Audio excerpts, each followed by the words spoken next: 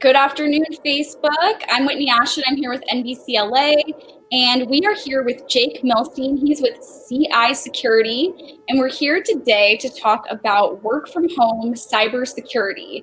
So I know a lot of you guys may be working from home now that we have the coronavirus outbreak. It's not safe to go outside.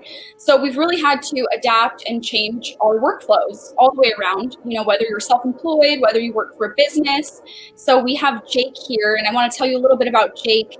He obviously works with cybersecurity. He's the chief marketing officer at CI Security. He is also a former journalist like myself. So Jake, if you could just tell us a little bit more about yourself and then we can get into it. Sure. So I spent a lot of time in newsrooms and covering a lot of tech and went to work in the cybersecurity field. And I work for a company, obviously called CI Security. And we protect and defend the networks of critical services, so hospitals and cities and counties. The founder of our company was the head of cybersecurity for the city of Seattle and saw all of these cybersecurity solutions that don't work. I mean, obviously, you can ask anybody and they say cybersecurity doesn't work because the criminals keep getting in. Right. And so, he created a company, and our mission is to protect and defend the critical services that keep things going, and especially now with everything going on in healthcare. Right. So awesome to be able to defend hospitals. Right, and especially that recent attempted attack on the World Health Organization too. Yeah, and I just saw a stat this morning that coronavirus, COVID-19 related attacks are up 30% on hospitals and other healthcare organizations month to month. So it's really a dangerous time, whether they be phishing scams or something else. The criminals that want to get into healthcare organizations are really using this as a time that they want to disrupt the thing that we need most. Yeah, absolutely. So like you said, we have a lot of people working from home, and that's including hackers, right? So I wanted to ask you, what are some of the security issues that you've seen cropping up as we're working from home? Yeah. I mean, there are a lot, but very specifically, one thing that criminals really use, and when we talk about criminals, this is not people in their basements. We're talking about nation states that make money this way. Right.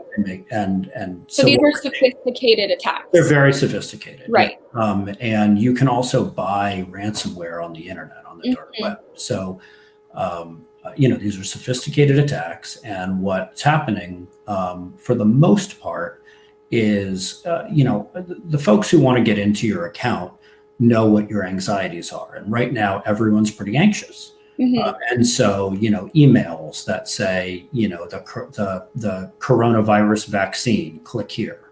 Or, have you seen this news about coronavirus? And it takes you to a page with malware. Those kind of attacks, which are called phishing. Because they come through email, those kinds of attacks are really the ones that are ramping up quite quickly.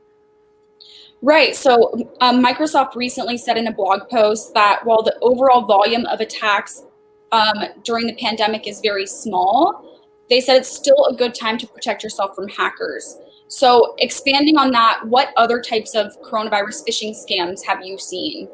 Yeah, so one of the ones that I saw just yesterday was actually a text scam where, a text came into my phone from somebody I didn't know, and it said, "Hey, have you seen what happened down at the grocery store?"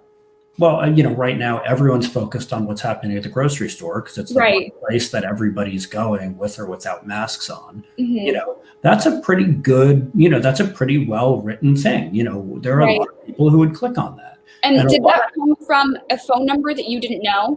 Yeah, of course, it came from a phone number I didn't know, but they had even spoofed the phone number, so it had the same first 6 digits as my phone number. And so it looked like, it might be somebody from my area code with 3 digits of my number. Right. And, it's well done. And I can imagine people clicking on that. Now, the problem with clicking on that is it can take you to a site that has malware. The more likely thing is that it'll take you to, a page where you have to fill in your information. And then, once you give them your information, they have your information. And, depending on what information you give them, it can be bad all sorts of ways. Right. But there are a lot of times where, it's malware, it gets onto your computer. Sometimes the malware is directed at you, and sometimes it's directed at your business. So let's talk about something else that's happening now. I was going to say an unprecedented number of people are working from home. Right. Well, if I'm a hacker and I want to get into your organization, a smart thing to do would be to infect your computer now and then lie in wait for that computer to get back on the network. Right. So that's another tactic that's happening. So like you said, we have so many people working from home. They may or may not have that backup of an IT department. And even at a large company, more than likely your IT department is overrun at the gates, right? So we really have to sort of be our own IT department. So I wanted to ask you, do you recommend antivirus software? Like, what are some things that people, should be investing in? Sure. So first of all, there are a lot of IT workers who are working really, really hard now and working from home. I just talked to the CIO of a hospital who said, in the first couple of weeks of this, his IT department just had so much they couldn't get to everything. But now things have calmed down and they're really able to provide the customer service to their employees who are working from home. In terms of antivirus, if you have a modern computer running Windows, you have Windows Defender on there, which is a pretty good piece of software. Right. If you don't have Windows Defender on, and if you have a corporate computer, do what your IT department says. If you have your own computer and you have Windows Defender, it's a good thing to turn on. It does a very good job. If you have a Mac, there are a lot of different solutions out there. One suggestion is get something that you pay for. Don't download something that's free. Right. Somebody has to make money on that somehow, and that could be serving you ads, that could be putting cookies on your computer. Pay for something. And if you pay for something, one of the ways they're making money is your money. When you pay for something, the terms and conditions can be a little bit different and are better for you, so that if something bad happens or it doesn't work, you at least can say, well, I paid you for this service, and there's some give and take. If you get something that's free, you don't really know what you're getting. Right. So off of that, can you explain what a VPN is? Because I think probably a lot of people don't know. And then, like you said, should we be getting a free one? Should we be paying for one? What does it even do? So let's think about VPNs two different ways. There are corporate VPNs where you are VPNing into your corporate network. And if you have one of those, you should absolutely use it, do what your IT department says, and then you're securely into that network. For folks who don't have corporate VPNs, one of the reasons that people get a VPN is so they can be more anonymous on the internet. So I could be here and have a VPN on, and to the internet, it looks like I'm in London or I'm in Paris, right? Right. And so the plus of that is that you won't be tracked. That nobody will know that you're on your IP at home, and so it's good for privacy reasons. Okay. One of the problems with it, though, is people who have VPNs and they think that they can do anything because they're not on. Right. So they feel secure. They sometimes feel overly secure. And so, it is true that if you are using one of those, you are more private, but you are not secure. So that doesn't mean you can go clicking on any link or go to any site or one story that I saw was somebody who thought he could click on obvious phishing emails when he was VPNing because he thought it made him secure. So you want to be careful. Now, the question is the answer is the same on paid or free. Don't do anything for free on the internet. It'll cost you in the long run, right? Right. So, there are a lot of reviews out there. I don't want to recommend one or not recommend one. There are a lot of reviews out there from reputable sources like Wired Magazine or PC Magazine. There are a lot of really reputable sources that are CNET that rate this kind of thing. And so you should look for one, and you should absolutely pay for it. You should Great. look for a free one. Thank you. So I wanted to switch gears a little bit to social media. We've been seeing this grad picture challenge, I guess, going on. So, the class of 2020, unfortunately, won't be crossing the stage this year. And in a show of solidarity, people have taken it upon themselves to post photos of their senior portraits online. So why is this risky? Why is this a problem? And what are people doing, with those photos? Or it's a great question. One of the biggest problems with it is when you log into a really secure site, and sometimes it's your work, and sometimes it's your bank, for instance, or sometimes it's a credit card site. If you hit that you lost your password, sometimes those sites will ask you a number of questions. And it'll say, what was your, what year did you graduate high school? That's an answer to one of those questions. Right. It could say, what was your high school mascot? If I know that you went to Santa Monica High School, then I'm going to be able to figure out what the mascot is, and I will know the answer to that question. Right. And so it's not like I can't look you up and figure out what high school you went to if you ever put that on any website anywhere. But let's not make it easier for people who want to get in. Let's, don't do that. Does it matter if you post your high school photo? If you keep your account private, probably not. But I'm not sure I would give away that I graduated from, this high school in this year. That essentially makes it too easy. So when I see all those things that people are posting publicly, you're just making it too easy for people to get into your account. Right. And about that too, that makes me think, okay, when I'm filling out those security questions, maybe choose ones that are a little bit different, right? Something that people can't just access on the internet so easily. So a really good thing to do there. So two best practices one that I employ and one that I heard from a security professional that they do is if you have a choice on some of those sites, they now give you a choice to make up your own question, your own question. Okay. Because that will befuddle anybody who's trying to get into your account. If the question, instead of saying, what was your first car, if you change the question to what type of tree is growing in my backyard, right? That's something that nobody's going to be able to find on social media unless you post a ton of pictures of the tree in your backyard because you're really proud. Another thing that some people do is, they lie. I was going to say false answers, right? Yeah, so false answers or changed answers. So one security professional I talked to gives all of the true answers, but always adds 3 exclamation marks on the end. So what was the color of your first car? Blue, exclamation mark, exclamation mark, exclamation mark. That way, if somebody knows it's blue and they type in blue, it's still going to show up as not true. Yeah, those are great tips. So I wanted to also ask about posting photos of your work from home space. I know even companies have said, show us a photo of your work from home space. Why is that problematic? Well, people are really proud of the work from home spaces they've set up at this point. Yeah. That really cool camera, the nice lighting, whatever. Right, maybe multiple monitors. Right. You set up a nice map behind you, whatever, right? So, people are really proud of that. Well, if you work in HR, you work in accounting, and you show everybody your work from home space, then somebody who wanted to see what was on your computer can see where the window is, and when you get up to make a coffee, they could see in that window. They could set up a camera there. Maybe that's being paranoid, but that's what people in the security space do is, we're paranoid. And so you don't want to give that away. Another thing that we've seen is, a lot of people have upgraded their Wi-Fi.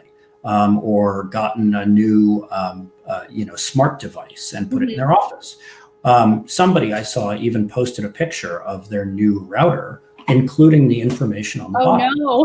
Now, even if you change the password, the truth of all of those devices is that they have vulnerabilities. Right. And that's why you get updates for them. But not everybody does the updates all the time. And a lot of times, nations, remember the hackers are not guys in their basement. They're very well funded. They know what they're doing. They find those vulnerabilities before the companies find the vulnerabilities. Right. And if they knew that you had, X router and you had this version of that router, they could easily use that vulnerability to get into what you have. Let's say, you even wait a week to do updates and they know about that vulnerability. You're putting yourself at risk. Are you at high risk? Maybe, maybe not, but you put yourself at risk. So don't talk about what kind of smart devices you have on your network. Don't talk about what router you have. Don't show where your windows are. Don't these are display your Wi-Fi password. Don't put your Wi-Fi password on the internet. Right. But your home is still your home, even though it's also your office. You can be proud of it and still be careful about where that photo goes and what you're showing. Right, definitely. And I just wanted to add on to be careful about what you post, right? I've seen photos of work from home spaces showing confidential emails, company information. So that's just like another thing to keep in mind when you're posting to social media. Yeah, I mean, anything that was private in the office, somehow when you work from home, sometimes for some people feels somehow less private. Like, oh, this is cool that I'm at home. There's another one I saw where it was actually somebody's child who was doing kids aren't on Facebook. They were doing a different live platform. And their parent was behind them, and their parent looked like she was in accounting, and there's a big spreadsheet of salaries. Yeah, not good. There's a screenshot of that somewhere. You got to be careful. Right. So we actually got a funny comment from Dave Haza. He says, my password is my Wi-Fi. So that's my next topic I wanted to go into. I hope he's joking. But I wanted to ask. Now that everybody knows. Right. Now that we all know, don't go hack Dave. Is it safe to create our own passwords, even if we come up with really difficult ones? Or do you recommend getting a password generator, something like that? I've seen a lot of those on the internet. So just what should we do when it comes to passwords? Well, so the answer to that is both of those is yes. It is safe to create your own password. It just has to be long. It's a lot harder for somebody to guess a password that's 10 characters or 12 characters than it is 6. A computer can crack a 6-character password, scarily quickly. There's a guy I work with who does that for fun, right? I mean, you can crack these very, very quickly. But, if your password is, 3 long words together, well, that's pretty hard to crack, and that's pretty hard to guess, especially if you misspell one of those words. So you can do that. The problem is then you have to remember, you should never have the same password for 2 different sites. So, if your password is, chimpanzee monkey car, well, then you're going to have to remember that is your really long password on this site while you have a different long password on another one. Right. So the way around that is actually to have a password keeper. And there are a number of them out there, and they're very good. Couple of things about those, and I definitely recommend getting one. I use one. Everyone I know uses one at this point. Two things about them. Number one is same advice as before. Don't use a free one. Pay for one. Because when you pay for one, you know why that company exists. That they have some financial backing. It's a real company. Go look at some of the top 10 lists of the best ones out there. Can you share like what that range is? Is it a monthly payment, one lump sum? Yeah, most of them are annual. Some of them are monthly, some of them are annual. I've seen ones that are $9 a month. I've seen ones that are $40 a year. There's one that's $100 a year, but for $100 a year, everyone in your family uses the same password keeper and has different passwords to get into it. And it depends. Okay. Yeah. I mean, if you're giving it, if you have a bunch of teenage children or kids in college, getting a more expensive one so you can have them on that account. Yeah. But so that they can't see all of your passwords, that's probably a good investment to make. Right. You think about the amount of money you're spending versus how much somebody would get if they could get into your accounts. Right. $40 a year doesn't actually seem so bad. Yeah. The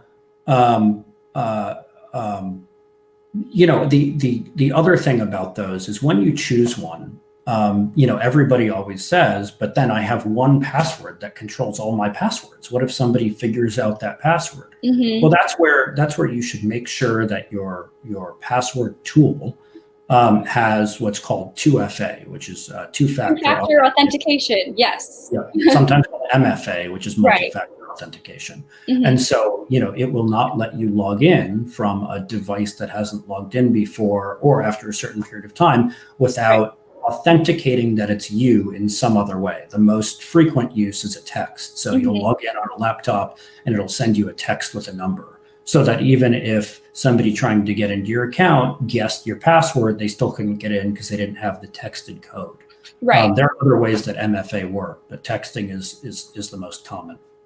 Cool. So I just wanted to say overall, I wanted to leave the audience with a couple of takeaways. So what are some things that we can do at home, like some actionable steps to take care of our, cybersecurity life online?